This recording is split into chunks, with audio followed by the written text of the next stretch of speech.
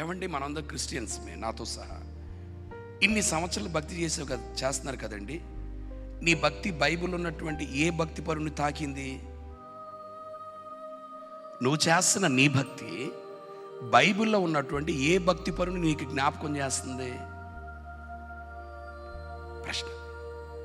యోసేపుకు సమానంగా ఉన్నారా? దావీదుకు సమానంగా ఉన్నారా? హిజ్కియాకు సమానంగా ఉన్నామా?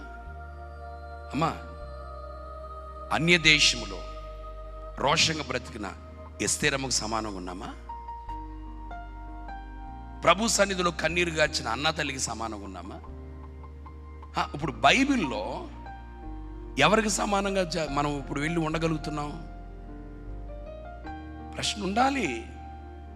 అరే, మనం చూస్తామండి, నాతో పాటు హైదరాబాద్ వచ్చాడు, ఆయన స్కూటర్ కొన్నాడు, నాకు ఇంకా సైకిల్ కూడా లేదు అనుకుంటాం. అనుకోమా?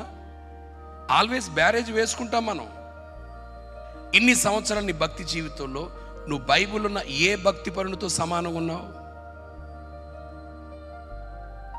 అది ఎప్పుడు మన మనసులో ఉండాలా. అట్లా ప్రభు కొరకు మండుదుముగాక పెరగాలి.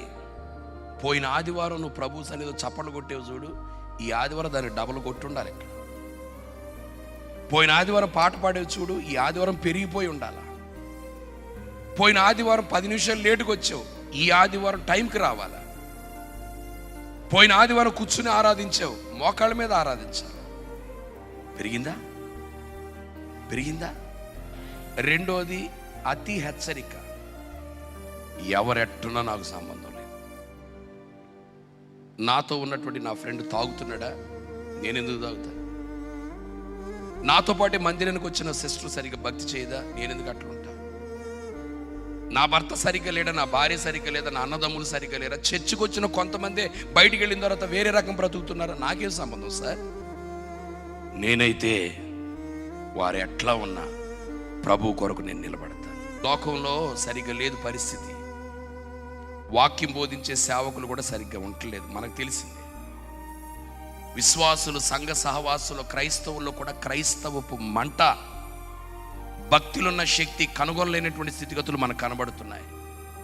ఈ తరుణంలో ఎట్టి భక్తి చేయాలో తెలుసా? నేనైతే